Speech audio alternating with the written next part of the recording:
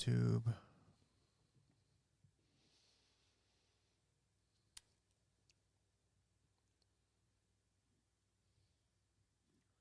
Gonna go live on Facebook.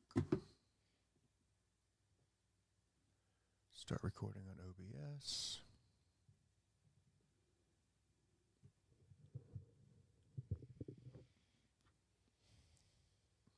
And finally, we'll start recording in 5, 4, 3. Welcome to the Awakened Collective, where we explore the topics of love, spiritual consciousness, and our divine purpose on this planet. Join us as we uncover the truth that our thoughts shape our reality.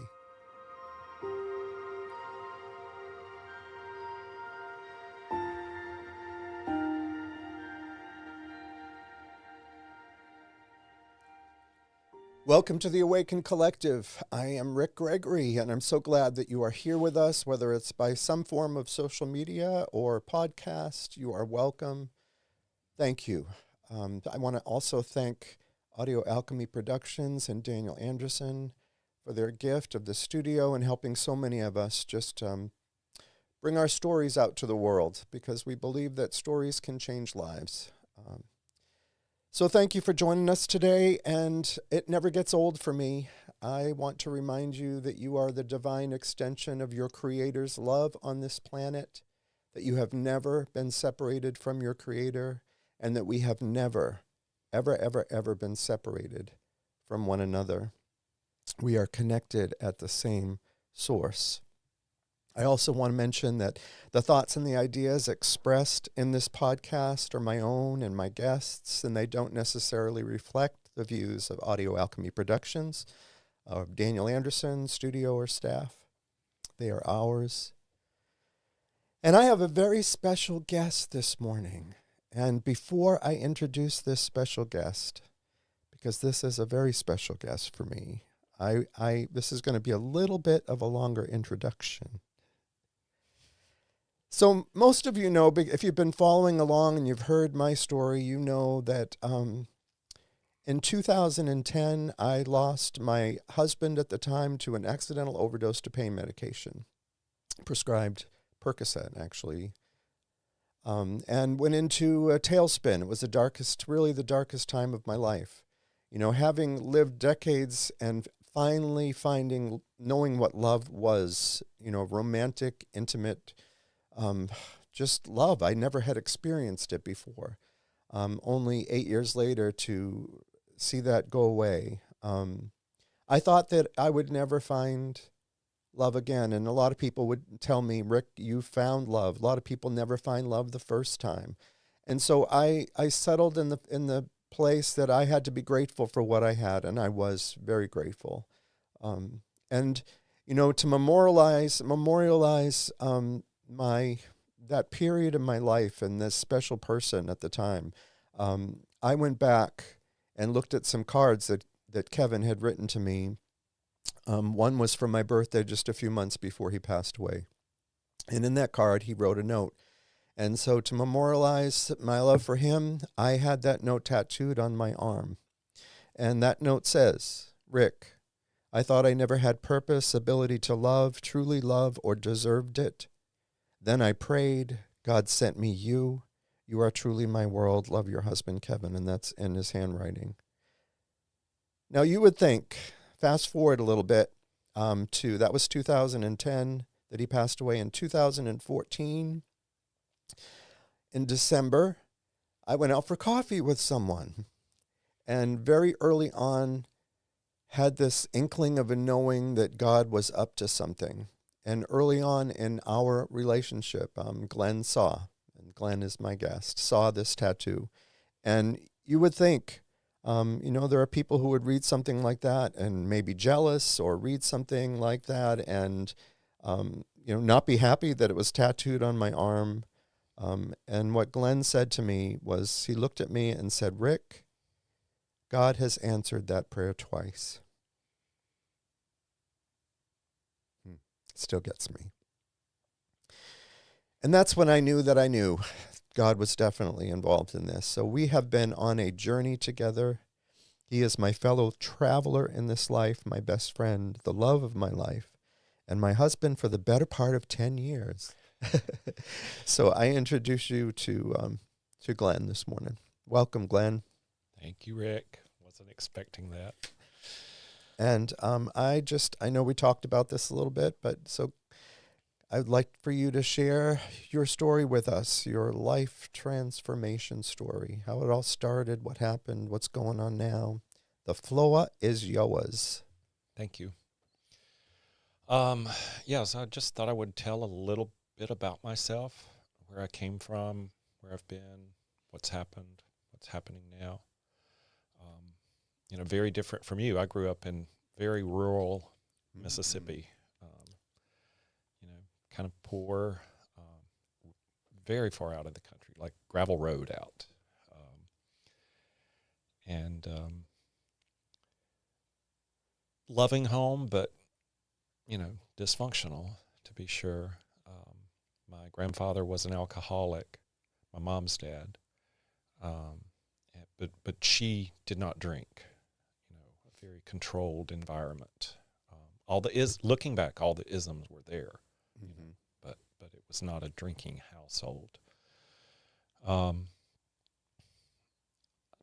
to try and stick to God and spirituality aspects a lot. So I was in church early on. Just remember going to vacation Bible school and church, and having to be very well behaved. Finding out later that sometimes my behavior was modified with some drugs to keep up appearances, and that's a theme that followed through a lot. Appearances, what other people thought. Around 7th grade, my parents separated, and that was wonderful for me because we moved into town. Yeah. I no longer had a hour-long bus ride of taunting by other kids and things. But they got back together for me, quote unquote, and church started back up. It had tapered off, and got really involved. My dad and I got, quote unquote, saved around the same time, so say 8th grade or so for me. And that word, even then, was a little cringy, and it's even more cringe-worthy for me now. But I got really involved in like church music scene and was leading services and all of that in the small church, and ended up actually majoring in music when I got to college.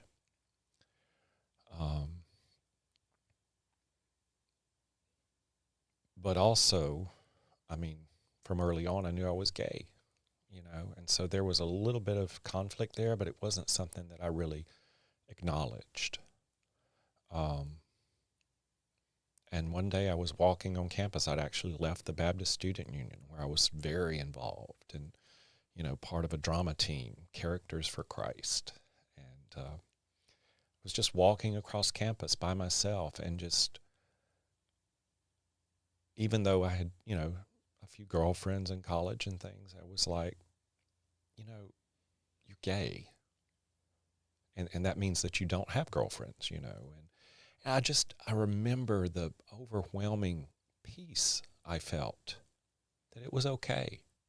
It was okay. I know the campus has probably changed tremendously since then, but I think I could find that spot. And I was happy about it. I was so happy to have that realization. And so I wanted to share it. I wanted to share this, and I went to the person I most thought I could share it with. And the BSU encouraged us to have prayer partners. They had a prayer closet where we would go and pray together. And my prayer partner was I hate to use woman, a young woman named Cindy. And I told Cindy, and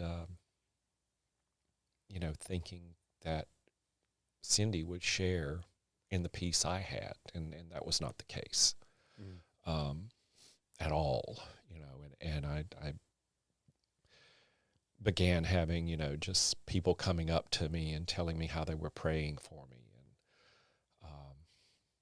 and it was tough, and this is 1988.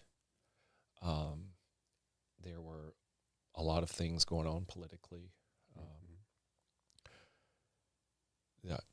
Around that time, I think Disney had, their first sanctioned gay day, a day for gays, and there was all this protest and boycotts, and it made me very angry. I just became very, very angry at God and religion and anything that was connected with it.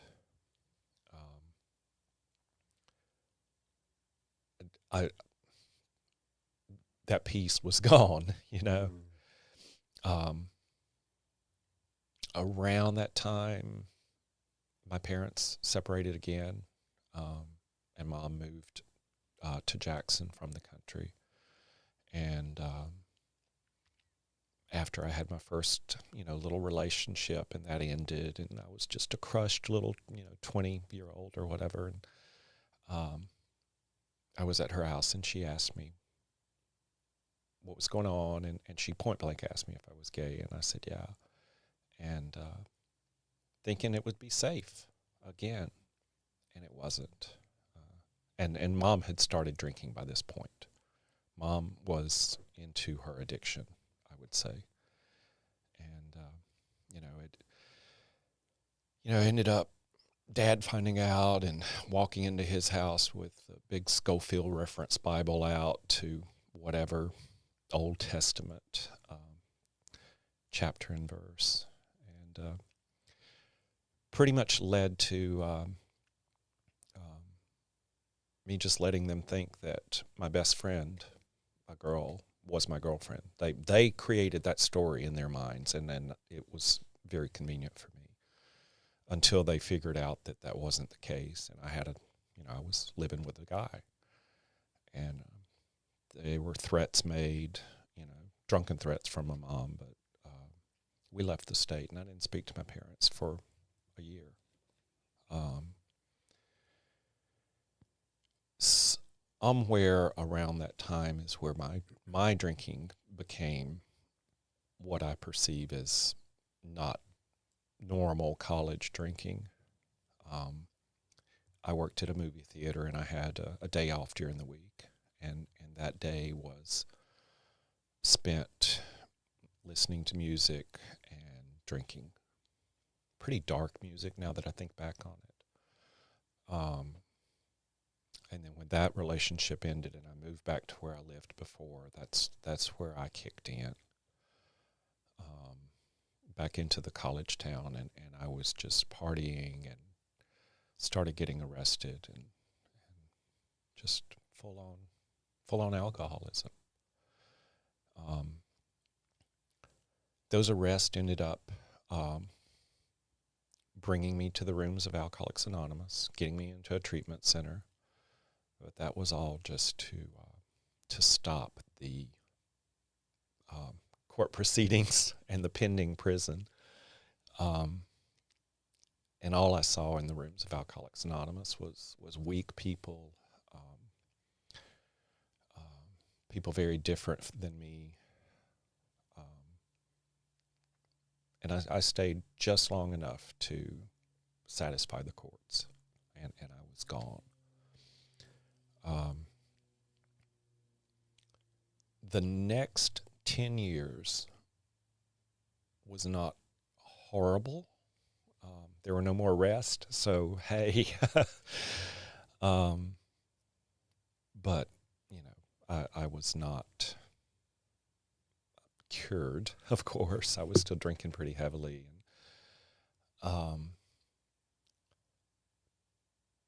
But I started searching for something in that time.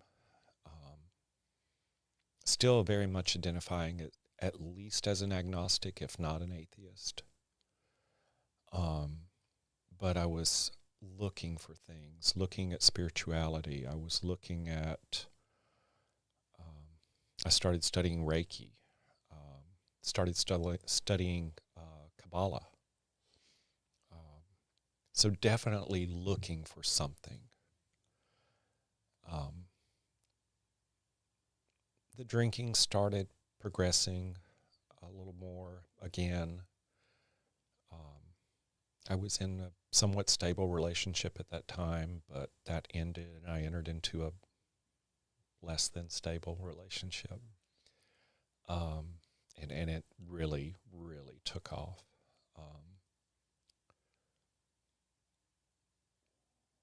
My mom died after, some pretty serious illnesses, and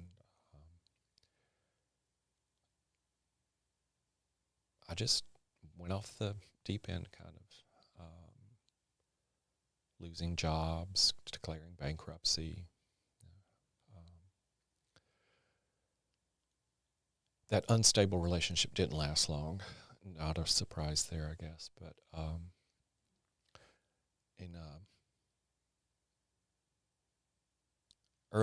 in late 2013, early 2014, I started kind of attending a church again, trying to find some stable footing to grasp a hold of my life again.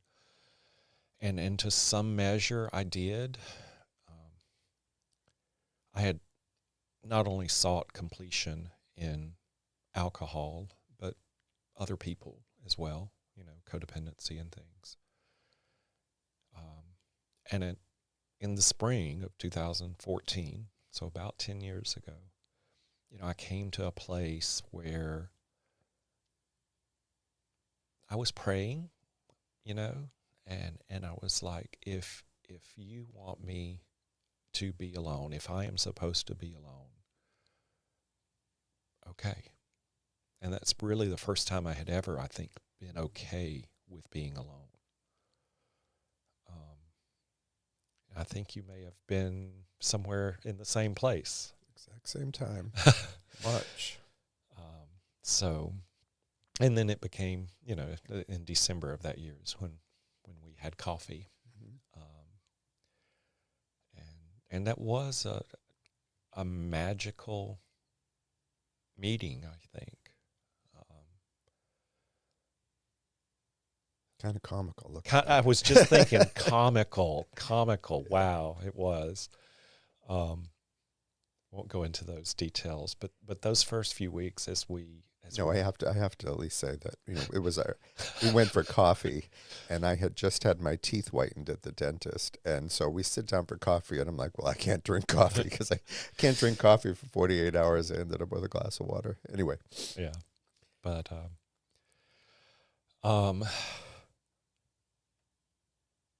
we were, neither of us, I don't think, were in horrible places at that moment.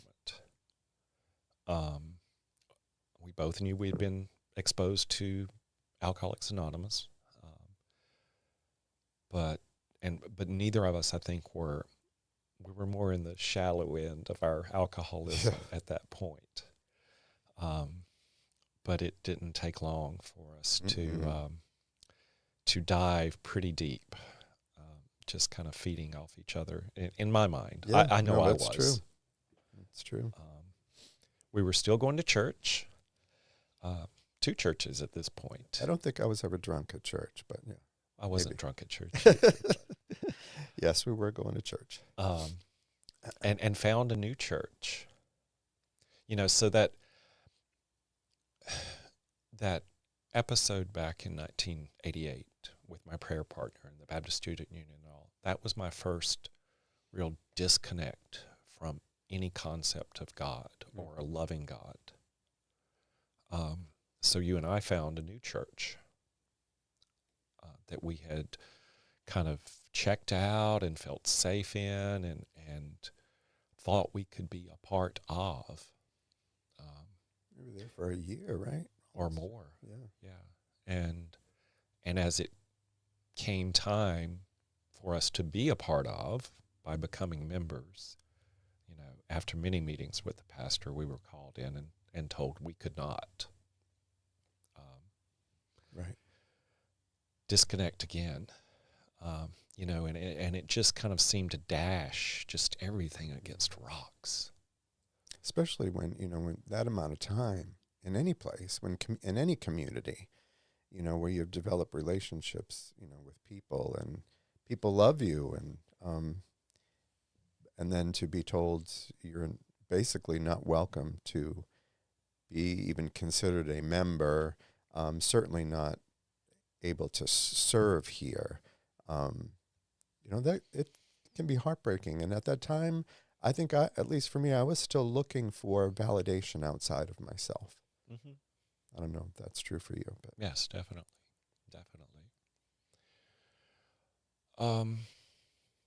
And that just deepened the alcoholism for me. I mean, it was pretty consuming.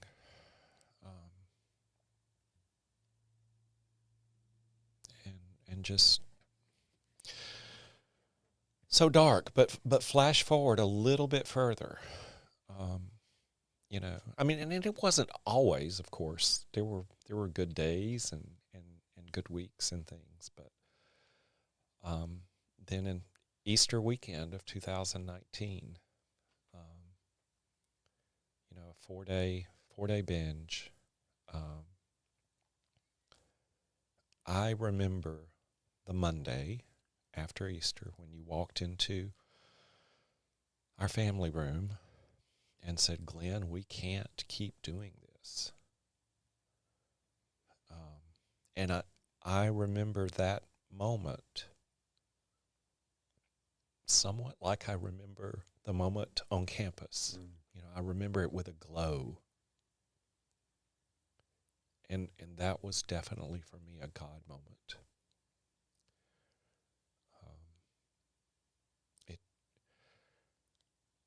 The year or two building up to that, it was quite apparent that things were out of hand. And I had searched for any way to gain some control, except going back into the rooms of AA, except anything that had to do with God. I was looking for a clinical solution. Yeah. But a week after that Monday, I walked back into an AA meeting with you. It was an AA meeting I'd been to 20 years before.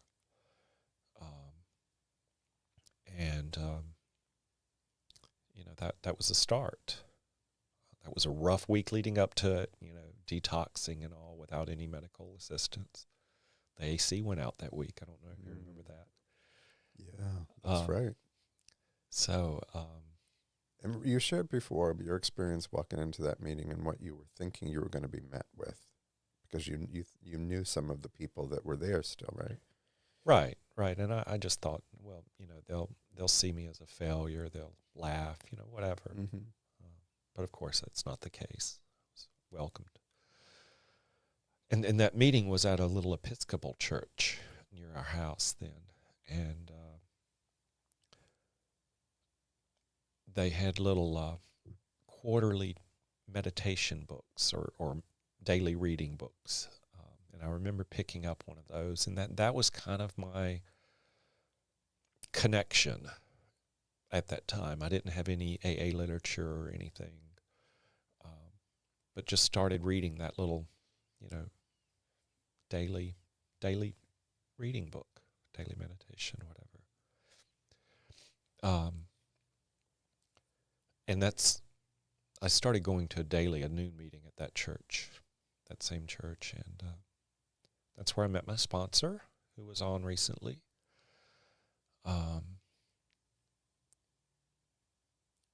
just, being willing to do whatever it took. I was so scared, and I didn't have much business going on right then, and I was able to go a lot and to just kind of immerse. And the first year was pretty much just about not drinking, but then after that, it started working on this spiritual growth.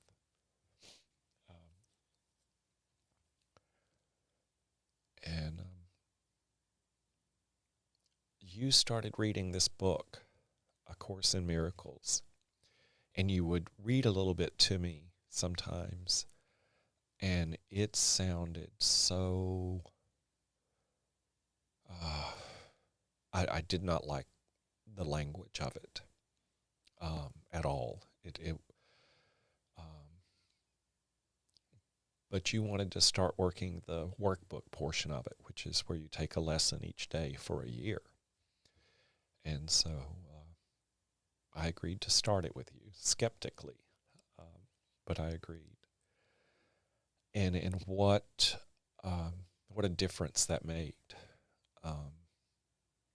Just learning about how, as you say, we're connected to each other and we're connected to God in the universe. It was an amazing study.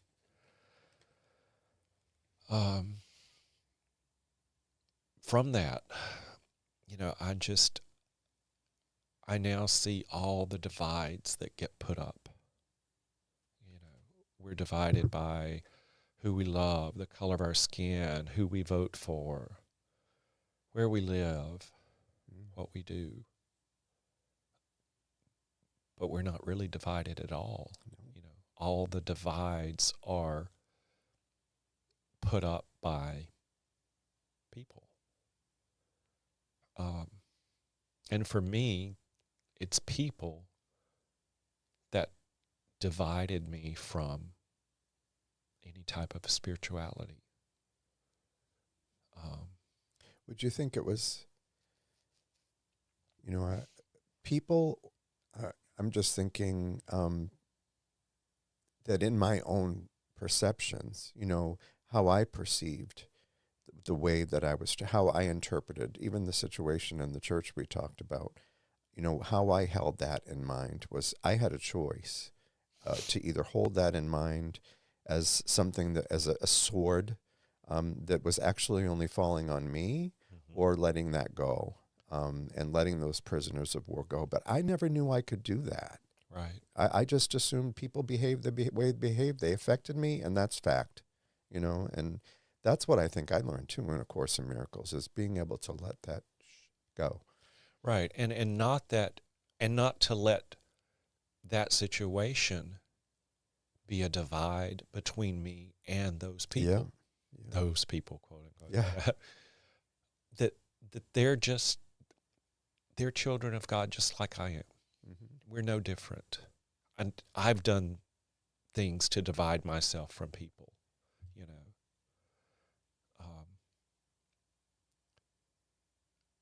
it's like looking around. The divisions have caused so much hurt and so much pain. I can't hold on to that hurt and pain,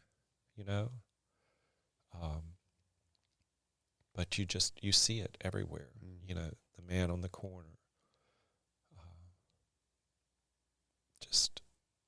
It's everywhere. And what I have taken from things so far, and especially, like with the division between each other and between God, is that can all be healed, that can all be repaired, no matter what has happened in the past. Yeah. We can find that reconnection. Mm-hmm. I agree with you. I had to let go of preconceptions about others, about God, and about myself.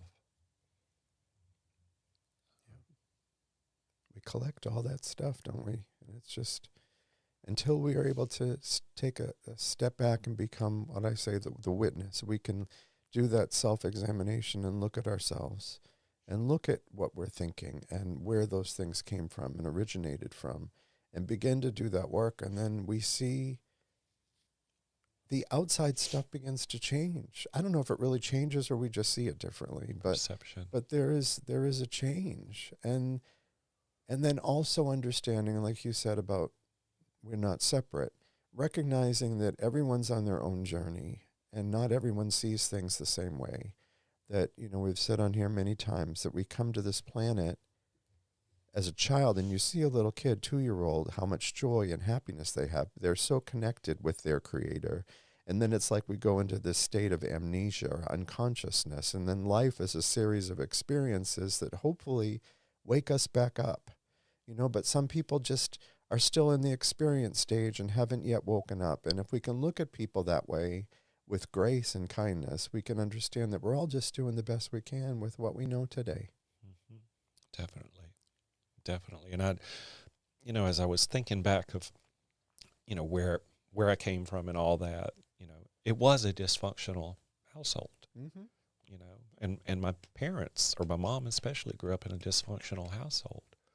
But again, those people were all doing the best they could. Don't know why I even felt like sharing that. I wanted to, as we were talking about throughout this discussion, trying to get validation from outside of ourselves, always looking externally. And when I would look externally for that love I was looking for to fill that hole that was in me, the love was in me all along, as it was in you, but we search externally trying to find something. And so it was no wonder then when I didn't feel great, I sought externally to find something to make myself feel better, which was alcohol for me too, But then once we were and it was a gift of God that brought us both to the place of recognizing we needed help, but getting that help, being willing to do what it would take, because we knew that apart from that, we probably would have died. Our kids would have found us in the house and had to clean everything up and all of that.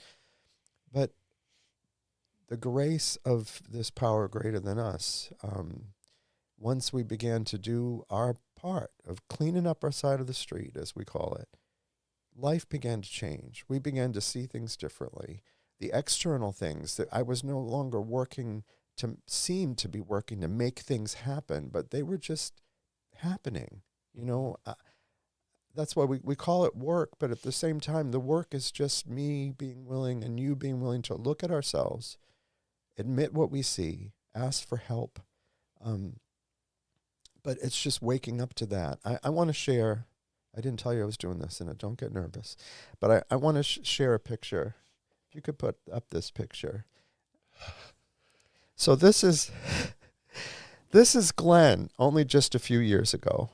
And like I said, it's not about, the change in him was from the inside out. Certainly it took work, diet and exercise and all of that to see that transformation.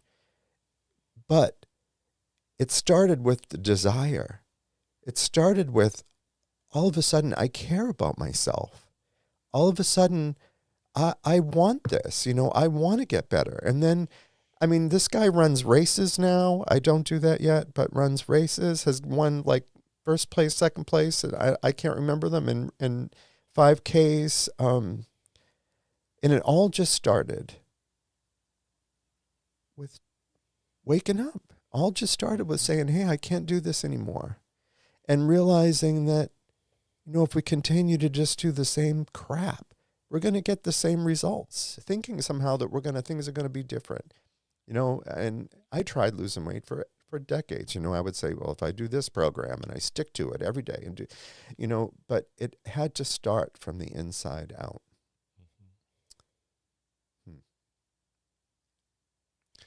Yep. Well, I want to thank you for being here today. I love you. And Love you, honey. Did you have something else you wanted? I did have one thing I wanted to please, read. Go ahead. Yeah. Just this, read an email, the Daily Ponderables, every day, and they have a lot of Native American things in there. And this was one today, and it seemed to fit, and so I was going to share it, if that's okay. Please. It's a quote first. The Creator was responsible for the existence of everything. A part of the Creator's spirit, exist in everything, and thus all things are connected.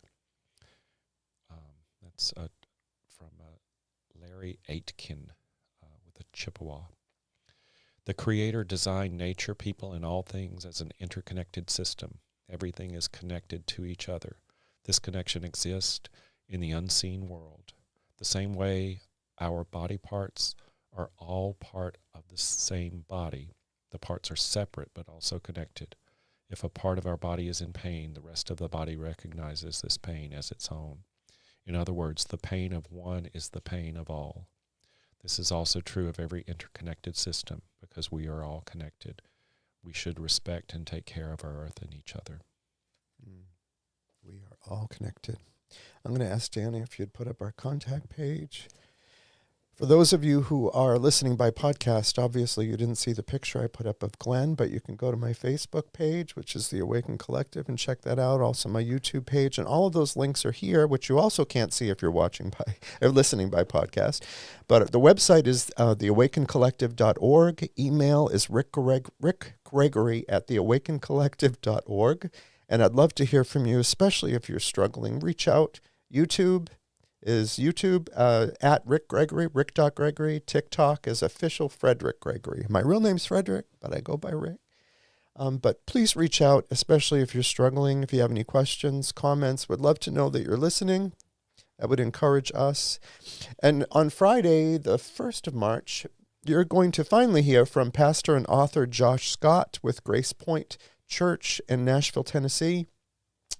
I just really admire this guy. I've been following him on Facebook, and we struck up a conversation and met face-to-face via Zoom recently. He had an illness in the family and couldn't make his last appointment, but we'll be here at 5 p.m. Central on the 1st. He says in this section right here, if you can't see it or if you're listening, if it doesn't lead to the flourishing of all humans, it isn't really good news, no matter where you found it. That's just one of his posts, but I really like this guy, and I think you're going to like him too. So on the 1st, 5 p.m., Friday. Thanks so much for joining us. Until next time, my friends, love and kindness always.